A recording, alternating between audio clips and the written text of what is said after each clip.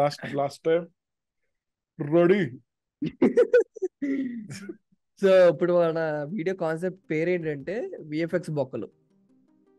Okay, so ఇక్కడ ఏంటంటే మనం రాత విఎఫ్ఎక్స్ ఉంటాయి కదా మూవీస్ లో, కొన్ని వాటికి రియాక్ట్ అవుతాము. సో డిస్క్లైమర్ గైస్, ఇప్పుడే చెప్తున్నాను, మేము విఎఫ్ఎక్స్ ఇండస్ట్రీలో ఉన్నాము, మాకు కొన్ని విషయాలే తెలుసు, ఇంకా నేర్చుకోవాల్సింది చాలా ఉంటది. కాబట్టి మేబీ మీకు ఏమన్నా కొన్ని తప్పు అనిపిస్తే మీరు కామెంట్లో పింక్ చేయండి. సో దట్ మేము కూడా మీ కామెంట్స్ అన్ని చూస్తాము, మేము కూడా రెక్టిఫై చేసుకుంటాము. మాకు తెలిసిన నాలెడ్జ్ మేము షేర్ చేసుకుంటున్నాము, మీకు కూడా తెలిసిందే అంతే. కొందరు నేను టెక్స్చరింగ్ ఆర్టిస్ట్లో, యా, ఒకవేళ వాళ్ళకి కూడా ఏమన్నా తెలిస్తే ఇలాంటి విఎఫ్ఎక్స్ మేము రియాక్ట్ అవ్వడానికి వాళ్ళు కూడా కామెంట్లో పెట్టండి, నెక్స్ట్ వీడియోలో రియాక్ట్ అవుతాం. యా, ఇక్కడ నార్మల్గా RRR లో కూడా కొన్ని బొక్కలు ఉన్నాయి యాక్చువల్లీ, అవి జనాలు నోటీస్ చేశారు. బట్ మిగతా అన్ని గ్రాండ్ స్కేల్లో చాలా బాగున్నాయి కాబట్టి జనాలు అవి ఇగ్నోర్ చేశారు. బట్ స్టిల్ అంటే ఎస్ఎస్ రాజమౌళి కొన్ని అవి కూడా రెక్టిఫై చేసుకుంటే ఇంకా అసలు ఎవడు ఈ వేలు చూపించడానికి కూడా ఏముండదు. అలాంటివి కొన్ని ఉన్నాయి. ఇక్కడ చూడు, నీ క్లోజప్ లో అన్ని set, even road everything is set. ఆ ఫార్ లో ఉన్నాయి అన్ని సీజీ. అది నీకు సీన్ టు సీన్ సీజీ మారుతుంది. మళ్ళీ ఒక సైడ్ మళ్ళీ అటు సైడ్ పెట్టారనుకో, కెమెరా అటువైపు ఏదైతే లైటింగ్ ఉన్న బిల్డింగ్ సైడ్ నుంచి ఇటు పెట్టారనుకో, అటు క్లోజప్ లో మళ్ళీ సెట్స్ అన్నీ ఉన్నాయి. క్లోజప్ లో అన్ని ప్రాప్స్ రియల్ గానే ఉన్నాయి. ఆ దూరం ఉండేది సీజీ ఉంటుంది. అక్కడ నీకు సీజీ అనేది తెలీదు, ప్లస్ గ్రాండ్ లుక్ వస్తుంది. ఇక్కడ కూడా తీయాలనుకుంటే ఈ బిల్డింగ్ ఉంది కదా, ఈ బిల్డింగ్ కూడా సీజీ చేయొచ్చు, ఈ బిల్డింగ్ కూడా. కానీ ఎందుకు చేయలేదు? దగ్గర ఉండే రియలిస్టిక్ ఉండాలి కదా కొంచెం.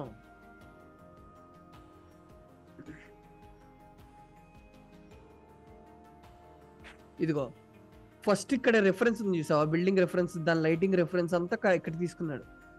దాని ఎక్స్టెన్షన్ మిగతా బిల్డింగ్ చేసి దానికి కూడా లైటింగ్స్ పెట్టాడు.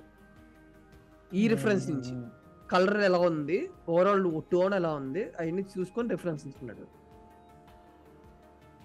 ఇప్పుడు యాక్చువల్లీ చేసే వాళ్ళకి కూడా ఈజీగా ఉంటుంది రిఫరెన్స్ ఆల్రెడీ సెట్ లో ఉంటే.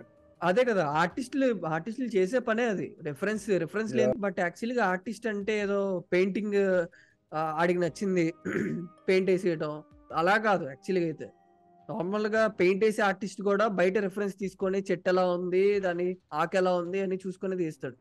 సేమ్ ఇందులో కూడా ఆర్టిస్ట్ ప్రాపర్ రిఫరెన్స్, ఏ డిపార్ట్మెంట్ లో అయినా, హెయిర్ అయినా టెక్స్చర్ అయినా మన ఇద్దరు తెలుసు కదా, రిఫరెన్స్ లేదంటే పని. బొమ్మలేసే ఆర్టిస్ట్ అంటున్నావా? అంటే బొమ్మలేసే ఆర్టిస్ట్ కూడా తన ఇమాజిన్ లో తన ఓన్ క్రియేటివిటీ యూజ్ చేసిన రియల్ టైం రిఫరెన్స్ మాత్రం తీసుకోకుండా ఉన్నాడు. తీసుకుంటాడు పక్క, తీసుకొని తన ఓన్ క్రియేటివిటీ యాడ్ చేస్తాడు. మనం ఇందులో మనకి ఈ విఎఫ్ఎక్స్ లో ఇదిలో మన ఓన్ క్రియేటివిటీ యాడ్ చేయకూడదు. మన రియలిస్టిక్ రిఫరెన్స్ తీసుకొని దానికి తగ్గట్టుగా మనం ఫాలో అవ్వాలి. కానీ మనం ఓన్ క్రియేటివిటీ యాడ్ చేస్తే అది బిస్కెట్ అయిపోద్ది. ఎంత పెద్ద పెద్ద లైట్లు పెట్టారో, నేను ఇంకా చిన్న చిన్న లైట్లు ఏమంటే అవనుకున్నా, అది మొత్తం ప్రాపర్ బల్బ్స్. అవునవును, చూసావా ల్యాంప్స్, ప్రతిదీ ల్యాంప్ గానీ ప్రతిదీ నీకు రియలిస్టిక్ సెట్ లో ఉన్నాయి. ఓన్లీ దూరంగా బ్లూ మ్యాట్స్ ఉన్నాయి, ఆ ట్రీస్ అవి యాడ్ చేసుకుని ఎక్స్టెన్షన్స్ యాడ్ చేయడానికి అంతే. సెట్ అయితే చేశారు మంచిగా. బల్బ్ ఏదో పెట్టారు కదా, ఏంటది బల్బేనా? బల్బ్ అంతే అనుకుంటా, బల్బ్ అనుకుంటా. సంథింగ్ ఎప్పుడు చూడలేదు అలాంటి ఆబ్జెక్ట్ కూడా. అవునవును, ఏంటో మరి అది. బట్ అవన్నీ యాక్చువల్గా కలర్ రిఫరెన్స్ కి పనికొస్తాయి. సెట్ లో ఈజీగా మ్యాచ్ అయిపోద్ది. అదే సెట్ లో విఎఫ్ఎక్స్ సూపర్వైజర్ బట్టి కూడా విఎఫ్ఎక్స్ బేస్ అయి ఉంటది. అక్కడ చెప్తారు కదా దీని ప్రాసెస్ ఇలా చేస్తే అలా బెటర్, ఫస్ట్ మనకు వచ్చే ఫుటేజ్ మంచిగా ఉంటే విఎఫ్ఎక్స్ చేయడం కరెక్ట్ గా ఉంటుంది. ఇక్కడ చూడు, ఇక్కడ నీకు ఎనమాల్ 3D అని తెలుస్తుంది. బట్ స్టిల్ ఏంటంటే ఎలాగో ఇది అంత ఇంపార్టెంట్ కాదు. బికాజ్ ఎందుకంటే ఇందులో ఈ షార్ట్ లో అంతా ఫాగ్ అంతా ఉంటది. సో అందుకనే వాళ్ళు 3D లా కనపడుతున్నా సరే ఒక ఫాగ్ యాడ్ చేశారు. చూడు, ఫాగ్ యాడ్ చేయడం మూలన 3D తెలియట్లా, ఎవడు కనపట్లేడు. ఇది వెరీ రికగ్నైజబుల్ విఎఫ్ఎక్స్. నేను ఒక మ్మ్. చోట చదివిన పాయింట్ ఏంటంటే జనాలు విఎఫ్ఎక్స్ ని హేట్ చేస్తారా అని. యాక్చువల్లీ జనాలు విఎఫ్ఎక్స్ ని హేట్ చేయరు, రికగ్నైజబుల్ విఎఫ్ఎక్స్ ని హేట్ చేస్తారు. ఆ విఎఫ్ఎక్స్ Obviously. విఎఫ్ఎక్స్ అని తెలియకూడదు. అదే అది అది మనం తెలియకుండా ఉండటానికి మనం 100% ప్రయత్నిస్తే గానీ అది నీకు ఆక్వర్డ్నెస్ రాదు. సో ఆ ట్రిపుల్ ఆర్ లో కూడా ఒక కపుల్ ఆఫ్ టైమ్స్ అలాంటి విఎఫ్ఎక్స్ షార్ట్స్ కనబడ్డాయి. అందులో వన్ ఆఫ్ ది షార్ట్ ఇది చూడు, జూనియర్ ఎన్టీఆర్ పరిగెత్తేది చూడు, గేమ్ లో లాగా పరిగెత్తినట్టు ఉంటది నార్మల్ లో పెడతా. సమ్ షార్ట్స్ తప్పవు అనుకుంటా. అది అక్కడ అక్కడ Yeah. ఏంటంటే జూనియర్ ఎన్టీఆర్ థియేటర్ లోనే కొట్టేసింది షార్ట్. జూనియర్ ఎన్టీఆర్ పరిగెత్తే స్పీడ్ అండ్ అక్కడికి వెళ్ళే మూమెంట్ తేడా ఉంది. జూనియర్ ఎన్టీఆర్ మేబీ యానిమేట్ చేయాలనుకుంటా ముందుకి, మేబీ జూనియర్ ఎన్టీఆర్ అక్కడే థ్రెడ్మిల్ మీద ఎక్కడ పరిగెత్తుంటాడు, అది యానిమేట్ చేయాలనుకుంటా. కాదు కదా, 3D మోడల్ కదా అది. డోంట్ నో, లైక్ అది 3D జూనియర్ మోడల్ ఎన్టీఆర్ అది తెలియదు మరి మనకి, అంటే క్లోజ్అప్ లో చూపించలేదు కదా దాన్ని. డిజిటల్ లాంగ్ షాట్ ఎలా షూట్ చేస్తారు? అదేలే, Digital లే. చాలా డిజిటల్స్ ఉన్నాయి అసలు సినిమాలోనే. అవునవును. ఇక్కడ చూడు, ఇక్కడ నీకు అన్ని ఇక్కడ నీకు 3D అని తెలిసిపోతుంది ఈ సెట్ అంతా. ఇది మాత్రం చాలా బ్లెండర్ మిస్టేకే ఈ వాక్ చేసేది. మేబీ మరి రాజమౌళి కాల్ మేబీ టైం లేక పెద్ద పట్టించుకోలేదు. టైం లైక్ చాలా చాలా బ్యాడ్ డెసిషన్స్ తీసుకుంటారు. టైం లేక అది మేబీ అలాగే అయి ఉండాలి. ఫిల్మ్ మేకింగ్ లో 100 రకాల ఇష్యూస్ ఉంటాయి, బట్ వాటన్నిటిని క్రాస్ చేసుకుంటూ కొన్ని ఇలా పాస్ అవుతుంటాయి, తప్పదు. అవును, అంటే మనం తప్పని చెప్పట్లేదు కానీ నార్మల్ గా ఇలాంటి ఇష్యూ ఉంది, ఇలాంటి రెక్టిఫై చేసుకుంటే మనకి నెక్స్ట్ టైం వెళ్ళి చూపించడానికి ఉండదు అని అంతే. మన చిన్న షార్ట్ ఫిలిం తీసే దాంట్లోనే 100 రకాల ఏమంటారు అబ్స్టికల్స్ వస్తాయి. ఇక్కడ చెట్లు కానీ ఈ దగ్గర ఉన్న ట్రీస్ కూడా చూసావు కదా, దగ్గర ఉన్నాయి మాత్రం అన్ని రియలిస్టిక్. నీకే ప్లాస్టిక్ చెట్లు కూడా ప్లాస్టిక్ కాదు, అంతా రియల్ చెట్లే నార్మల్ పెట్టారు. అండ్ ట్రీస్ కూడా పెట్టారు, దూరంగా బ్లూ మ్యాట్ వేసుకున్నారు. దీని రిఫరెన్స్ ఫాలో చేసుకుంటూ కలర్స్ కానీ ఏదైనా దానికి మ్యాచ్ చేసుకుంటూ పోయారు. నాకు రాజమౌళి దాంట్లో నచ్చేది అదే, దగ్గరలో ఉన్నాయన్నీ రియలిస్టిక్ గానే ప్లాన్ చేసుకుంటాడు, దూరంగా ఉండే CG చేస్తాడు, అక్కడే నీకు బ్యూటీనెస్ వచ్చింది. చూడు ఇక్కడ చూడు, ఇక్కడ నార్మల్ గా ఎక్కడైనా CG అనిపిస్తుందా? అనిపించట్లా. అది ఎందుకు అంటే సేమ్ నేను ఎందరు చెప్పిన కాన్సెప్టే, ఎక్స్టెన్షన్ ఇదంతా దగ్గరలో ఉన్నాయని రియలిస్టిక్. అది కూడా ఆ రియలిస్టిక్నెస్ కూడా క్లోజ్అప్ లో నువ్వు పెడతావు, ఓకే సెట్ డ్రెస్సింగ్ చేస్తావు, ఆ సెట్ డ్రెస్సింగ్ మెటీరియల్ కూడా పర్ఫెక్ట్ గా దానికి మ్యాచ్ అవ్వాలి. ఇప్పుడు ఆ టైంలో నీకు దేంతో కడతారు, కొండరాలతో కడతారు. ఆ కొండరాల మెటీరియల్ ఆర్ట్ డైరెక్టర్స్ ఎవరైతే ఉంటారో వాళ్ళు చాలా కేర్ఫుల్ గా తీసుకొని చేయాలి, మెటీరియల్ లా కనపడాలి మంచిగా. అదొకటి మెయిన్ ఇంపార్టెంట్. సో క్లోజ్అప్స్ ఇలా ప్లాన్ చేసుకోవడం, బ్యాక్గ్రౌండ్ లో దీని ఆర్కిటెక్చర్ అక్కడ మ్యాచ్ చేసుకోవడం, టెక్స్చర్స్ కూడా అందులో మ్యాచ్ చేసుకోవడం. సో ఆర్టిస్ట్ కూడా అదే రిఫరెన్స్ దొరికింది, దగ్గరలో ఉన్న రిఫరెన్స్ సింపుల్ వర్క్ కూడా. చాలా అంటే మనకు రెఫరెన్స్ వచ్చేస్తుంది కదా, నువ్వు బయట రెఫరెన్స్ తీసుకొని దానికైతే మ్యాచ్ చేసేవాళ్ళు. ఈ కలర్స్ ఆల్రెడీ కాదు, ఇది సీరియల్ ఫీల్ వచ్చేసిందే. ఇదంతా ఏంటంటే ఓవర్ విఎఫ్ఎక్స్ కూడా మనం లిమిటెడ్ గా వాడుకోవాలి. అంటే ఏదో చేసేద్దాం. ఇప్పుడు కొంతమంది ఫోటో ఎడిటర్స్ ని చూస్తాం కదా, వాళ్ళు ఏంటంటే ఫోటో ఎర్మల స్కై పెట్టాలి, అవి పెట్టాలి, ఇవి పెట్టాలని ఏవో పెడతారు, అదంతా ఏదో ఫేక్ అయిపోద్ది, రియలిస్టిక్ ఫోటో ఫీల్ అయిపోద్ది. ఇక్కడ yellow కూడా కొంచెం అలా ఉంది కదా. అది అసలు దేనికి దీని సన్లైట్ యాక్చువల్ గా అది సన్లైట్ అన్నట్టు, కానీ అలా లేదే, కానీ అది అలా లేదు. పర్పస్ అసలు చాలా ఘోరంగా ఉంది అది. ఇది ఓవర్ విఎఫ్ఎక్స్ అంటారు దీన్ని మరీ విఎఫ్ఎక్స్ లిమిటెడ్ గా వాడటం కూడా నేర్చుకోవాలి, ఎంతవరకు వాడాలో అంత. ఇది చూడు, బాహుబలి రేంజ్ లో చేద్దాం అనుకున్నారు ఇది, కానీ చూడు పక్కన చూడు, ఈ ఆ చెట్లు కూడా లేవు, అదేదో ప్లెయిన్ తీసుకొని ఒక టెక్స్చర్ పెట్టి ఆడ పెట్టినట్టు ఉంది, అర్థమైందా? కూడా లేదు, అదిగో మనిషి కాదు, అక్కడ మనిషి ఎంత ఉన్నాడో, ఆ విగ్రహాలు ఎంత ఉన్నాయి, ఒక్కొక్క అంటే రాజ్యంలో ఎంతమంది కలిసి పెడితే అంత విగ్రహం ఒకటి అవుతుంది. అలాంటి ఎన్నో 20 విగ్రహాలు ఉన్నాయి. జీవితకాలం అంతా విగ్రహాలు పెట్టుకోవడానికే సరిపోద్ది. ఇంకా రాజ్యంలో ఉన్న వాళ్ళందరూ ఇంకేం పనులు చేయరు. ఇంకా ఇంకా పిల్లలు ఏమి ఉండవు. బేసిక్ గా నాకు తెలిసి గుణశేఖర్ బాహుబలిలో యాక్చువల్లీ ఇలాగే పెద్ద పెద్ద అందులో స్టాచ్యూలు రెండే రెండు ఉంటాయి. పెట్టి రెండు పెట్టి పెద్ద పెద్ద రెండే స్టాచ్యూలు ఉంటాయి మొత్తం. అదే అదే అదే అదే దాన్ని ఓవర్ చేయటం అంటే అయితే ఆ కింద అది కూడా దానికి కొండకి ఏదో కొండకి ఆనుకుని ఉంటాయి ఆ స్టాట్యూస్. ఇవి ఆ- ఓన్లీ స్టాండ్ అలోన్ స్టాట్యూస్. కొండ కూడా కాదు మహిష్మతికి ముందల ఒక రెండు ఉంటాయి అన్నమాట స్టాచ్యూస్. అవి చాలా పెద్దగా ఉంటాయి. దాని స్కేల్ తెలియటానికి చెట్ల సైజుని చాలా చిన్నగా పెట్టాడు అండ్ మనుషుల సైజుని చాలా చిన్నగా పెట్టారు బాహుబలిలో. సో దట్ దాని స్కేల్ చాలా పెద్దదని ఆ గ్రాండియర్నెస్ చూపించడానికి. రెండంటే ఓకే, ఒక 4 శతాబ్దాలు అంక ఒక 400 ఏళ్ళు జనాలందరూ కొంచెం కొంచెం కొంచెం కొంచెం ఇన్ని ఎక్కడి నుంచి పట్టుకోద్దు.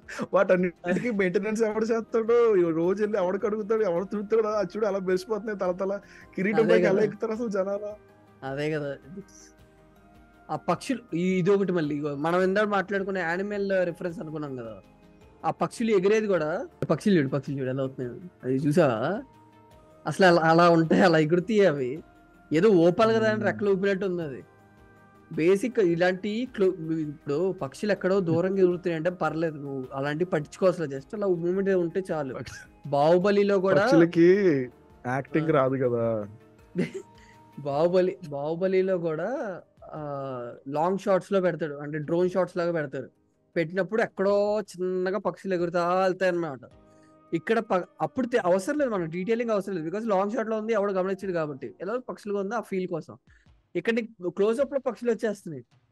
వస్తున్నప్పుడు దానికి ఎనాటమీ ఉంటది, అది ఊపే విధానం ఉంటది, ఎన్ని రెఫరెన్స్లు తీసుకుంటారు. యాక్చువల్ గా పెద్ద పెద్ద స్టూడియోస్ చాలా రెఫరెన్స్లు తీసుకొని యానిమేషన్ కూడా రెఫరెన్స్ తీసుకొని చేస్తారు.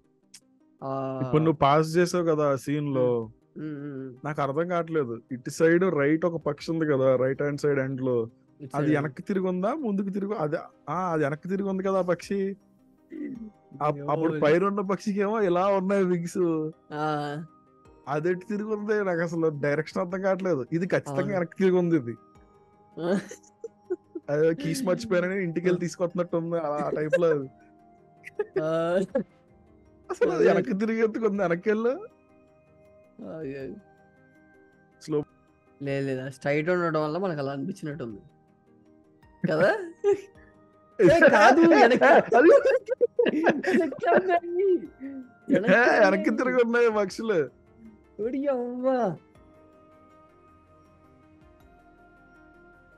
అరే అవును, ఆహా మేబీ కెమెరా పక్షుల్లోకి తీసుకెళ్ళాడు, పక్షులు కెమెరా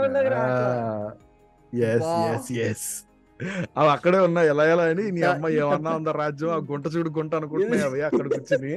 కెమెరా సమ్మని మధ్యలో చనిపోయింది. ఇంత పెద్ద మెటా సీన్ ఎక్కడ చూడలా. కానీ అది అలా లేదు, ఎందుకో లేదు. అదే కదా లేచే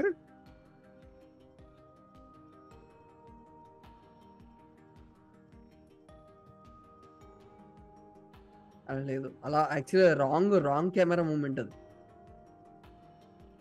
పక్షులు ఇలా రావాలి అలా వెళ్తున్నట్టే.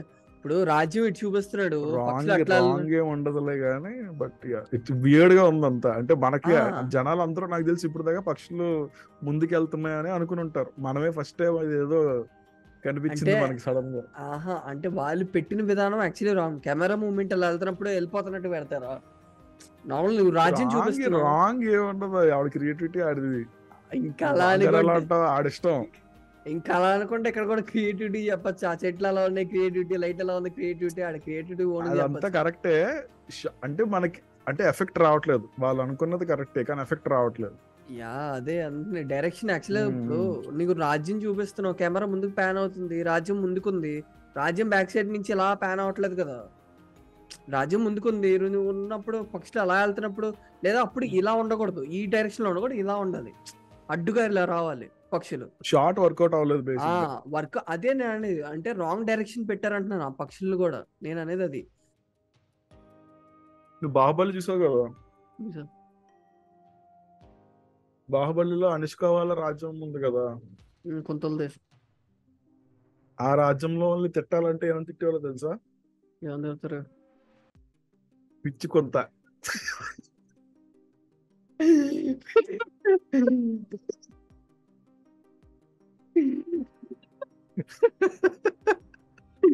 పిచ్చుకొత్తాలా పిచ్చుకుందాలా?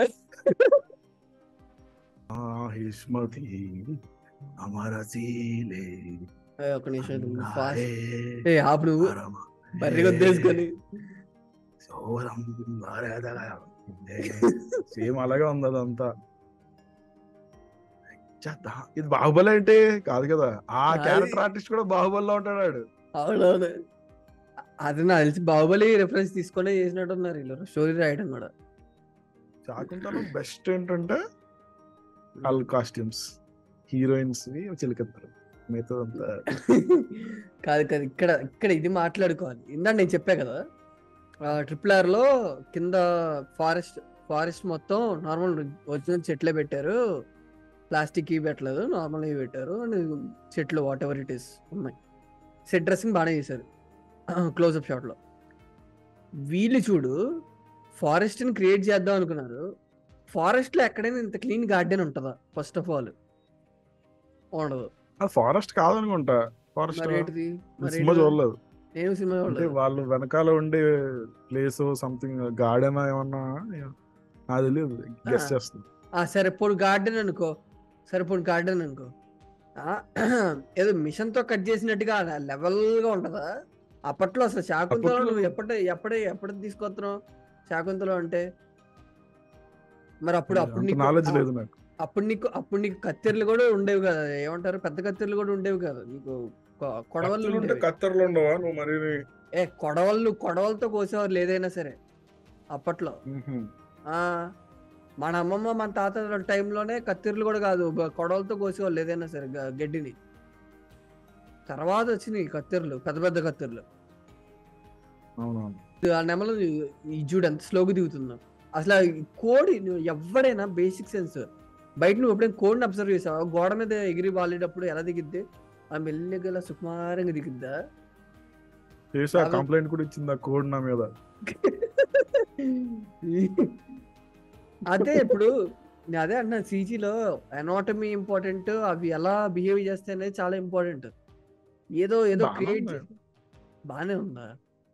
ఏదో క్రియేట్ చేసామంటే ఎన్విరాన్మెంట్ అసహ్యంగా ఉంది కానీ యానిమల్స్ డీసెంట్ ఉన్నాయి. చూడ జింకలు అవన్నీ కొంచెం okay, not very bad. Maybe composting పులిహోర అయిపోయింది. యాక్చువల్లీ ఈ చిలకల్లో ఇన్ని రకాల రంగురంగుల మేబీ సీతాకోక చిలకలు మేబీ ఎన్విరాన్మెంట్ కి కొంచెం దగ్గరలో కలర్స్ ఏమైనా పెట్టుంటే ఇంకా బెటర్ ఉండేది కదా. అవునవును, అసలు మెంటల్ గా డైజెస్ట్ చేసుకోలేకపోతున్నాం, అంత పింక్ ఒకటి ఎల్లో ఒకటి ఒకే ఎన్విరాన్మెంట్ లో ఉండడం. క్రియేటివిటీలో కూడా లిమిట్ ఉండాలి, ఆ లిమిట్ ని దాటేస్తే ఇలాంటివి వస్తాయి. నేనే అదే ఏదో పీకేద్దాం ఏదో పొడి చేద్దాం అంటే వింత వింతగా అయిపోతుంది. అసలు నాకైతే నాకు తెలిసి గార్డెన్ అయితే కాదబ్బా, ఇది ఫారెస్ట్, అడవిలాగే ఉంది. ఫారెస్ట్ ఇది చాలా కింద గార్డెన్. చెట్లు ఏంటి అంత పొట్టిగా ఉన్నాయి? అదే కదా, చాలా పొట్టిగా ఉన్నాయి, మినియేచర్ చెట్లులా ఉన్నాయి. ఇది చెట్లు ఎక్కడ చూసావా మనం? ఇక్కడ చూడు, ఇవి ప్లాస్టిక్ ఆకులు. అదే ఆ అచ్చులు ఉండేవి చూసావా, బ్యాక్ సైడ్ ఉండేవి అలా నార్మల్గా. అంటే గీతలు ఏదో అంటారు కదా, నేను నా లాంగ్వేజ్ చెప్పాలంటే బంప్ అని చెప్తాను నేను టెక్స్చరింగ్ ఆర్టిస్ట్ గా. బట్ అవి వాట్ ఎవర్ దట్ గీతలు, ఆకు లీఫ్ గీతలు ఉంటాయి కదా, ఆ గీతలు అలా ఉండవు, అలా షార్ప్గా ఉన్నాయంటే అది ప్లాస్టిక్.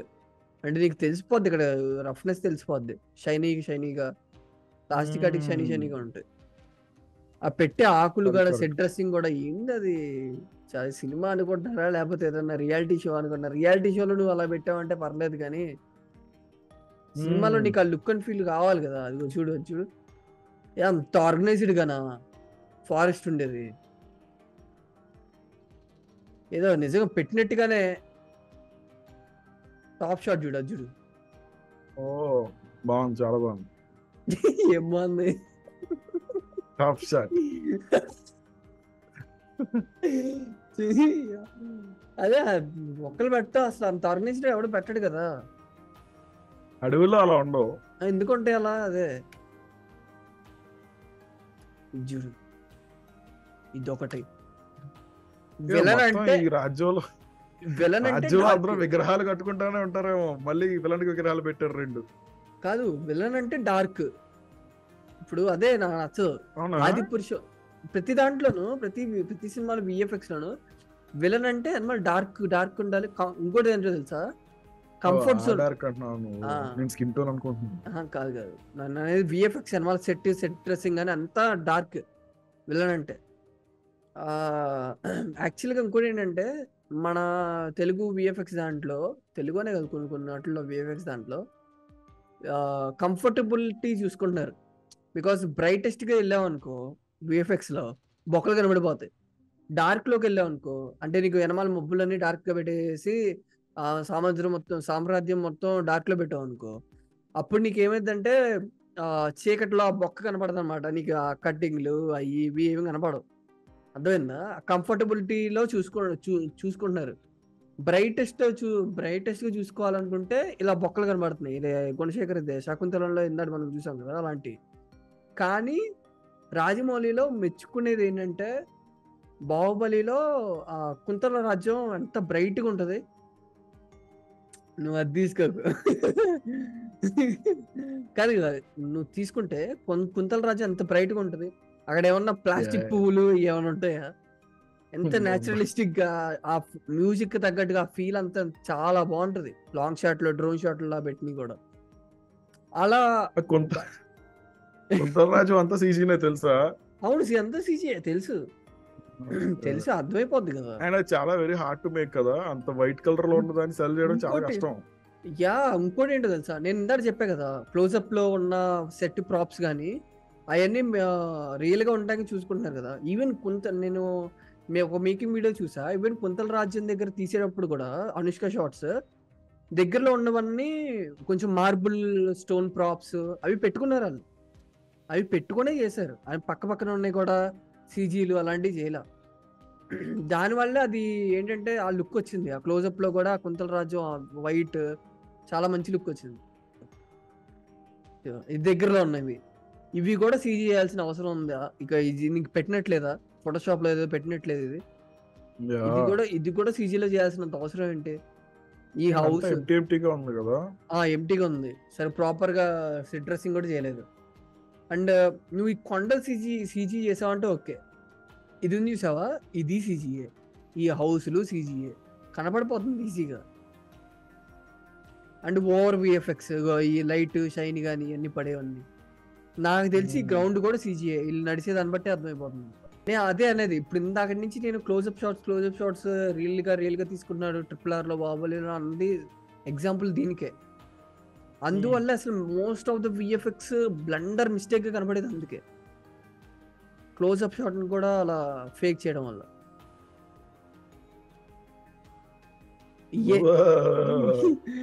ఇదే నాకు అనిపించింది. ఇగో ఇలాంటి షార్ట్స్ తీసేటప్పుడు అయితే ఒకవేళ రాజమౌళి తీయాల్సి వస్తే అలా తీసేవాడు. ఫర్ సపోజ్ ఇమాజినేషన్ లో రాజమౌళి కూడా మహాభారతం తీద్దాం అనుకుంటున్నాడు. ఇలాంటి మెరకిల్ ఏమంటారు సూపర్ హీరో షార్ట్స్ ఉంటాయి. అదే రాజమౌళి అయితే ఎలా తీసేవాడు? అది పక్కా ఇంత ఏంటి ఏదో గ్రాఫిక్స్ అని తెలిసేలాగైతే ఉండేది కాదు. చేసే ప్లాన్ అంటే అది డైరెక్టర్ టు డైరెక్టర్ అదే అనేది డిఫరెన్స్. డెసిషన్ ఫ్యాక్టర్ అనేది చాలా ఇంపార్టెంట్. ఈ ఫైనల్ షాట్ చూసా ఓకే ఇది ఓకే ఫైనల్ అని అనుకుంటే మరి అక్కడితోనే అయిపోద్ది. నేను చెప్పా కదా ఆ కంఫర్ట్ జోన్ లో ఉంటారు మన తెలుగు వాళ్ళు అందరూ అని. నార్మల్ గా డార్క్ విఎఫ్ఎక్స్ తీసేసుకొని చూడు. మన బాహుబలి 1లో యుద్ధం సీక్వెన్స్ తెలుసు నీకు. చుట్టూతూ అంతా ఎలా ఉంటది, మొత్తం గ్రౌండ్, ఒక ఎంటీ స్పేస్ అంతా, ఒక యుద్ధ వాతావరణం, ఒక మంచిగా ఇంత ఇలా స్కై ఇలా పెట్టేసి ఆ యుద్ధంలో కూడా అలా ఉండదు. నీకు లాస్ట్ లో హీరోయిక్ గా తీసుకురావడానికి అదేదో శివుడు లాగా చూపించడానికి ఎర్మాల మబ్బులు అవన్నీ పెట్టాడు. కానీ ఎప్పుడైతే రాణాని కత్తి పెడతారో అది క్రియేటివ్ డెసిషన్. అది దట్ ఈస్ ఫైన్. నార్మల్ గా యుద్ధం చేసేటప్పుడు మాత్రం ఇలా ఉండదు కదా. ఆకాశం ఎర్రగా ఎందుకు ఉందో కామెడీ. ఇదిగో చూడు, అది అవన్నీ చూడు, ఇవన్నీ మరీ ఇంత ఏమంటారు విఎఫ్ఎక్స్ ని అంత వాడకూడదు. కీప్ ఇట్ రియల్ అంతే. వాళ్ళందరూ దేశద్రోహులు అయి ఉండొచ్చు కదా. ఎవరు ఇలా అక్కడ ఉన్న వాళ్ళందరూ. అయ్యన్న ఆకాశం ఎర్రగా ఎందుకుంటుందో తెలుసా? ఎందుకుంటది? దేశద్రోహుల వల్ల వచ్చిన దేశద్రోహుల రక్తమా? రక్తం వచ్చిన ఎరుపు. నీ అక్కమ్మ ఈ అవుట్ ఆఫ్ ద టాపిక్ వెళ్ళి సోది కాళ్ళగా ఇదే ఇదే మన మొగల్లో ఉన్నది ఇదే. సడన్ గా ఒకటి జరుగుతా అంటే ఎక్కడికో వెళ్ళిపోతా అలా. ఇది షీల్డ్ చూసావు, లవ్ సింబల్ లా ఉంది. ఆడు చూపిస్తున్నాడు కూడా, హేట్ వద్దు బ్రో లవ్ బ్రో అది. ఆడు ఎంట్లేదు అయినా గదిచ్చి కొట్టేస్తున్నాడు ఇన్ని. ఇది ఇది అసలు లైన్ ఓకే చేశాడు, ఓకే బాగానే ఉంది, కానీ నీకేదో మిస్ అయినట్లు అనిపించట్లా as a texturing artist? Texture అంత ప్లెయిన్ గా లేదు, లైన్ అంత ప్లెయిన్ గా ఉంటుందా?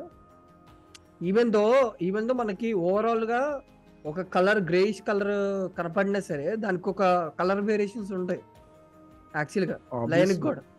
అది చూడ అంత అంత ప్లెయిన్ గా పడుతుంది. అప్పుడే కొత్తగా పుట్టిన లైన్ లా ఉంది.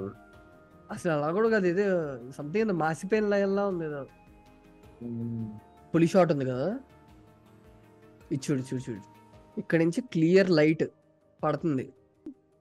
ఇక్కడ టైగర్ మీద కూడా షీన్, ఐ మీన్ లైట్ ఎక్కడ పడాలో అక్కడ పడుతుంది. ఈవెన్ ఎన్టీఆర్ భుజాల మీద చూడు ఎలా పడుతుందో లైట్, సేమ్ పులి మీద చూడు ఎలా పడుతుంది లైట్.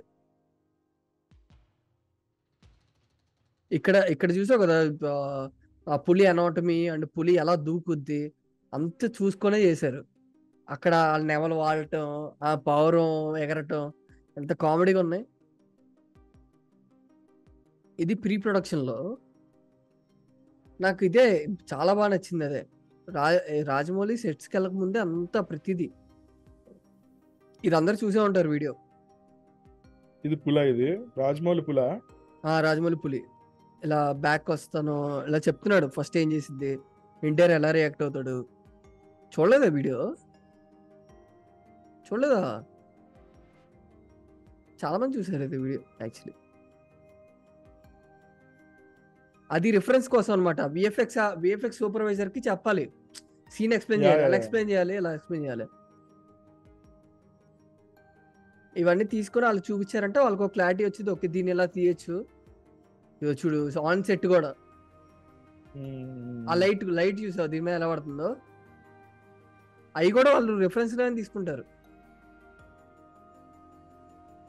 అక్కడే రాస్తుంది టైగర్ రిఫరెన్స్.